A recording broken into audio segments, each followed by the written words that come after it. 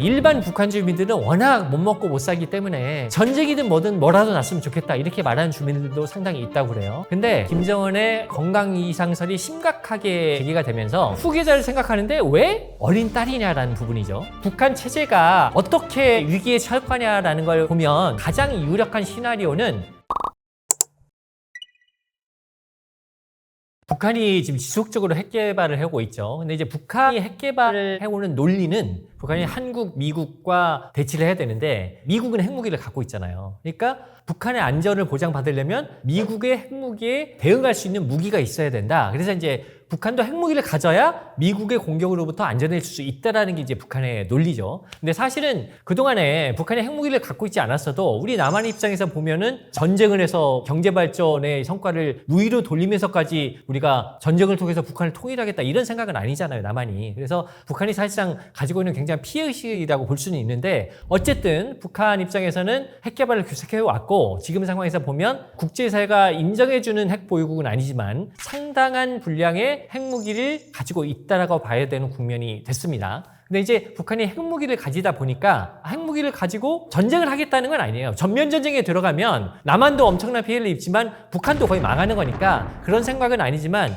핵무기가 있으면 뭐 국지적인 도발, 서해 5도라든가 이런 지역에 국지적인 도발을 했을 때 남한이 핵무기를 가진 북한에 제대로 반격을 할 수 있겠느냐? 라는 북한이 가진 자신감이 생길 수 있게 됐어요. 그래서 최근에 한미의 외교안보 당국이 협의를 하거나 할 때 북한이 남한을 공격하면 김정은 정권도 종말을 맞이할 거다라고 반복적으로 얘기를 하는 것이 니네가 공격하면 절대 우리 가만히 안 놔둔다. 너도 죽을 수 있다라는 경고를 계속 주는 거죠. 다시 한번 말씀드리면 김정은이 전면전을 할 생각은 없겠지만 핵무기를 개발한 걸 바탕으로 국지적으로 남한을 건드려 볼까 하는 생각이 있을 수는 있는데 우리가 그거를 막기 위해서 어쨌든 북한에 대한 경고를 계속하고 있고 북한의 국지적 도발 가능성에는 계속해서 좀 대비를 해야 된다라고 볼 수가 있습니다. 김주애가 공개석상의 모습을 드러내기 시작한 게 재작년 말입니다. 당시에 맨 처음에 나왔을 때는 상당히 어린애 같은 모습으로 나왔고 그래서 왜 어린 딸을 데리고 나왔을까라는 의문이 많았었는데요. 계속해서 김주애가 공개석상에 등장을 하고 작년 2월 열병식 때는 열병식 주석단에 등장을 하고 작년 9월 열병식 때는 김정은과 나란히 앉는 이런 모습이 공개가 됐고요. 그 이후에도 여러 가지 김정은의 현지지도 장소에 따라다니면서 후계자다운 위상과 대우를 받고 있습니다. 그래서 국정원도 현 단계에서는 김정은의 유력한 후계자다라고 얘기를 하고 있는 거죠. 근데 이제 물론 김주애가 결국 김정은의 후계자가 될 거냐라는 거는 아직은 여러 변수가 남아 있어요. 왜냐하면 김주애가 2012년 말에서 2013년 초쯤 태어난 걸로 지금 보고 있는데 그러면 이제 만 11살 정도 되잖아요. 그러면은 아무리 김정은이 빨리 후계자를 정하더라도 김주애가 적어도 20대 중후반은 돼야 될 텐데 그럼 앞으로 십몇 년이 남아 있잖아요. 그러면 그동안 얘가 후계자로서의 자질을 계속 보일 거냐라는 부분이 있고 김정은의 입장에서도 지금은 주애가 후계자로 괜찮다고 생각했는데 커가면서 보니까 이를테면 그 밑에 남동생이 있는데 얘가 더 나은 것 같아 이렇게 생각이 바뀔 수도 있잖아요.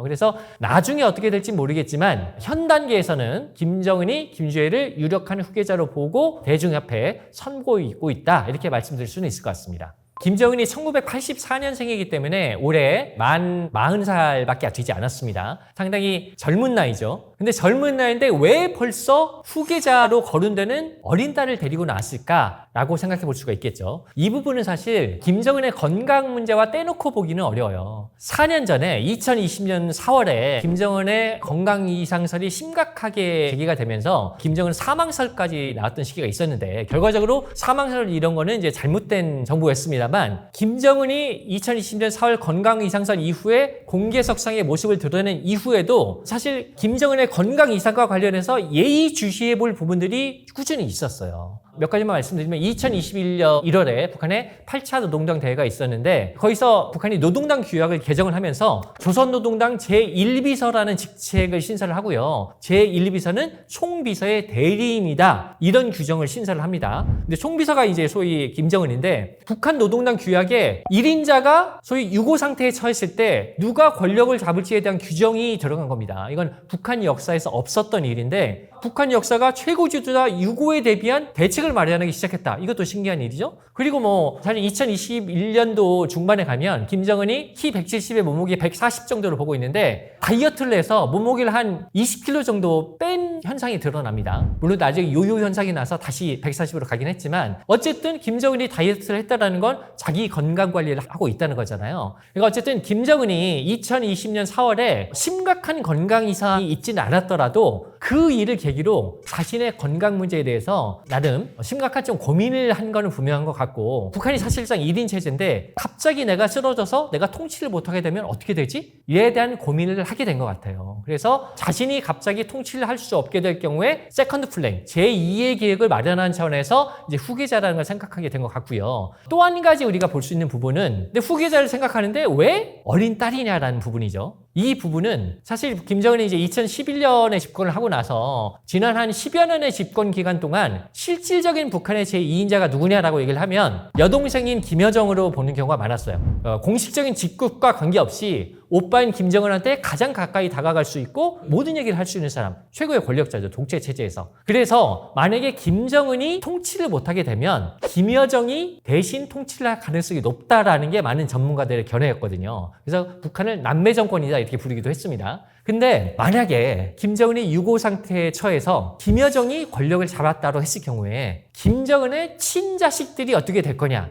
이 부분을 생각해 볼 필요가 있어요. 북한과 같은 체제는 쉽게 말하면 왕조적인 독재 체제인데 그래서 조선시대와 고려시대 같은 봉건제 시스템이 남아있기 때문에 권력 승계를 우리가 추론하는 과정에 있어서도 봉건제 시스템으로 바라보는 게 유효한 부분이 있거든요. 근데 조선시대나 고려시대를 보더라도 직계 자식으로 권력이 안 가고 다른 쪽으로 권력이 갔을 경우에 계속 왕이 직계 자식이 있는 게 자신의 권력한테 부담이 되잖아요. 그래서 결국에는 직계 자식은 죽거나 하는 경우가 많았습니다. 그런 예를 우리가 가져와 보면 김여정이 정권을 잡았을 경우에 김여정이 권력을 잡으면 그걸 놓고 싶겠습니까? 또 나중에 자기 자식한테 주고 싶겠죠. 그렇다면 오빠의 자식들은 부담이 될 수밖에 없을 거라는 것이고 김정은의 자식들은 제명에 살 수 있을지 장담할 수 없을 거라는 거죠. 그러면 그런 불안감을 가장 많이 가지고 있을 사람이 누구겠느냐? 엄마인 리설주였겠죠. 그래서 이렇게 어린 딸을 비교적 조기에 후계자로서 부상시키게 하는 역할에 상당한 리설주의 역할이 있었을 것이다 라고 보는 시각도 큽니다.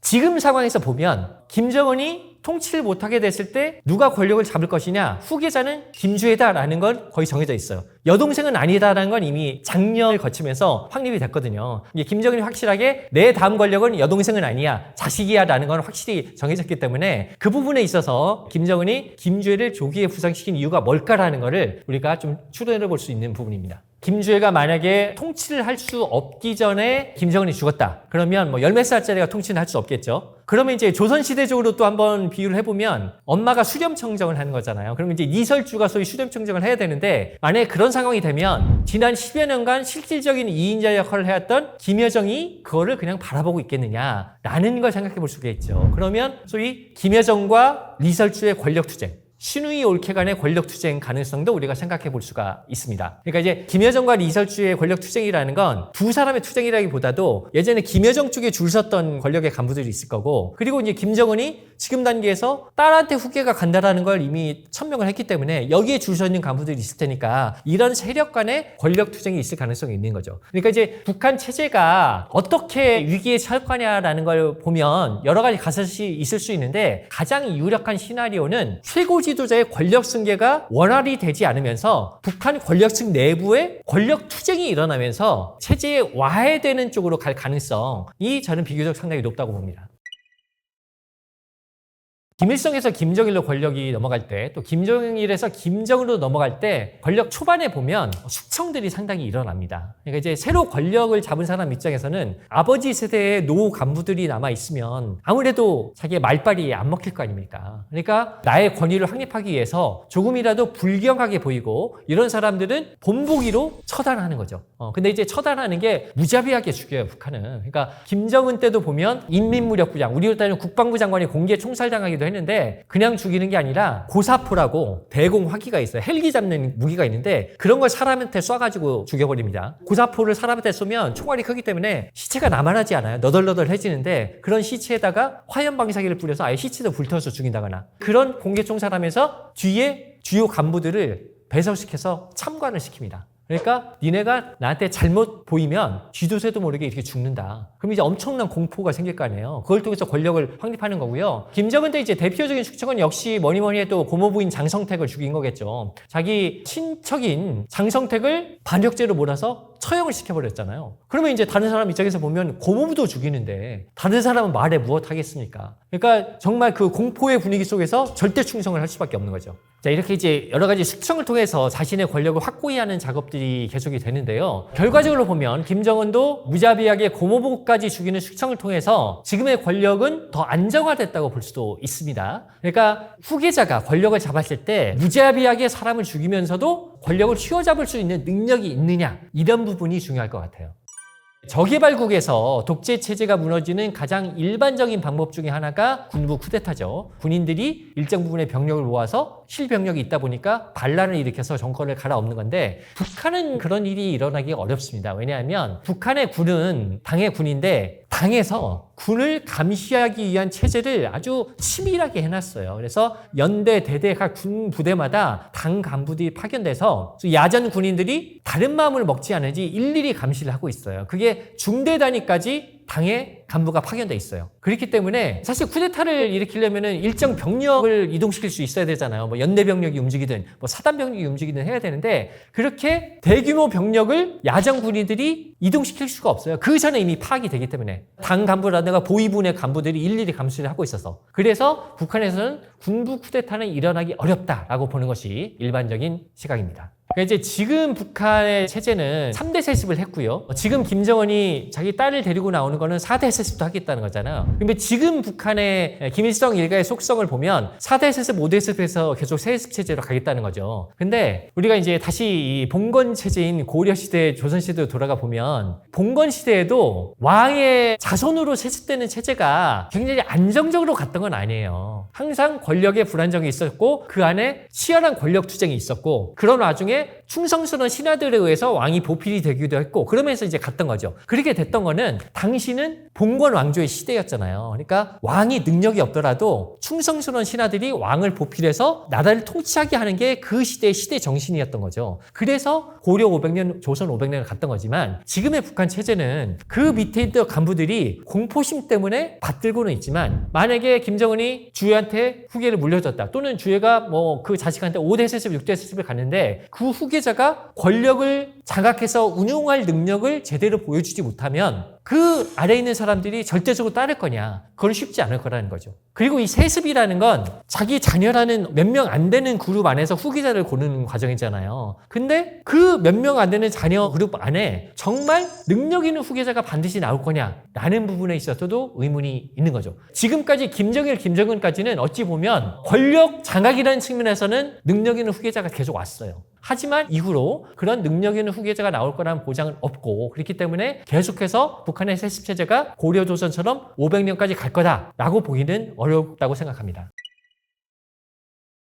일반적으로 우리가 남북은 통일이 되더라도 점진적으로 되어야 한다, 이렇게 얘기를 많이 하죠. 남북한이 분단된 지 70년이 넘었고 너무 이질적인 부분이 많죠. 문화적으로 그렇고 경제적 차이도 엄청나고, 그래서 갑자기 합쳐지면 남이든 북이든 상당히 충격이 클 것이기 때문에 점진적인 교류 협력을 통해서 하나가 돼가는 방향으로 가야 된다, 이른바 소프트 랜딩 통일을 해야 된다라고 많이 얘기를 하고요. 이 논리에 대해서 아니다라고 반박할 수는 없습니다. 당연히 맞는 말이죠. 근데 이렇게 우리가 가치 지향적으로 소프트 랜딩 통일을 가야 된다는 거하고, 남북한의 현실이 과연 소프트 랜딩 통일로 갈 수 있을 거냐라는 부분은 좀 실질적인 괴리가 있습니다. 이건 무슨 얘기냐? 자, 우리 남한 부분을 먼저 볼게요. 우리가 지금 사실은 노태우 정부 이후로, 노태우 정부의 77 선언이라는 대북 관계 이제 개선 선언 이후로 교류 협력이 이루어지고 남북 정상회담에다가 여러 가지 교류가 이루어져 왔습니다만, 그동안에 이른바 햇볕 정책으로 네이밍이 됐던 대북 포용 정책을 통해서 김대중 노무현 정부 때 북한과 교류가 상당히 활성화되다가 또 보수 정부로 와서 확 다운됐다가 뭐 문재인 정부 때 조금 나아진 듯 했다가 다시 또 남북한 관계가 안 좋아지고 이런 상황이잖아요. 그래서 대북 정책이 우리는 여야 간의 정권 교체가 되면 여야 간의 정권 교체가 될 때마다 완전히 널뛰기를 하면서 180도 왔다 갔다 하고 있어요. 근데 이 점진적인 통일이라는 게 뭐냐? 꾸준한 대북 정책을 통해서 북한을 변화시켜야 가능한 통일입니다. 근데 남한 자체가 정권 때마다 정책이 왔다 갔다 하는데 이런 정책으로 북한을 변화시키는 게 가능하겠습니까? 그리고 지금까지 정책이 널뛰기를 했다라면 앞으로라도 좀 일관되게 가면 좋은데 지금 야당이 정권 잡으면 대북 정책도 180도 바뀔 겁니다. 그러면 또 대북 정책이 그 자리에서 왔다 갔다 하는 거예요. 그래서 지금 남한의 이 정치적 분열상으로 보면 우리의 대북 정책으로 북한을 변화시켜서 점진적인 통일의 길로 간다. 이거는 저는 대단히 어렵다고 봅니다. 다음으로 북한 상황을 보면요. 북한은 김일성 일가가 완전히 신격화 우상화돼 있어서 외부 정보를 차단해야만 유지될 수 있는 체제예요. 외부 정보가 들어오면 그 체제가 유지될 수 없기 때문에 그래서 뭐 반동사상문화 배격법인 해서 외부 문화 조직적으로 유포시키면 사형까지 시키겠다 이렇게 말도 안 되는 법까지 만든 거거든요. 근데 이제 우리가 점진적인 통일을 하려면 북한이 변화해야 되잖아요. 교류협력해야 되잖아요. 이 얘기는 북한이 점진적으로 개방을 해야 된다는 얘기인데 지금의 북한 체제도 점진적인 교류협력이 안 되는 체제라는 거죠. 그래서 이런 남북한의 현실을 우리가 냉철하게 인식해야 한다라고 한다면 남북이 점진적으로 교류협력을 통해서 소프트랜딩 통일로 간다라는 건 현실적으로 대단히 어렵다. 그러니까 저는 이런 얘기를 드립니다. 바람직한 것이 반드시 현실이 되는 건 아닙니다. 점진적인 통일, 소프트랜딩 통일이 바람직하지만 그게 현실이 되는 건 아니고요. 남북의 현실로 보면 갑자기 남북이 합쳐진 통일. 더 적나라하게 얘기하면 북한 체제가 무너져서 남한이 북한을 흡수하는 흡수 통일이 훨씬 더 현실성 있는 통일 방안이다. 이렇게 생각을 합니다.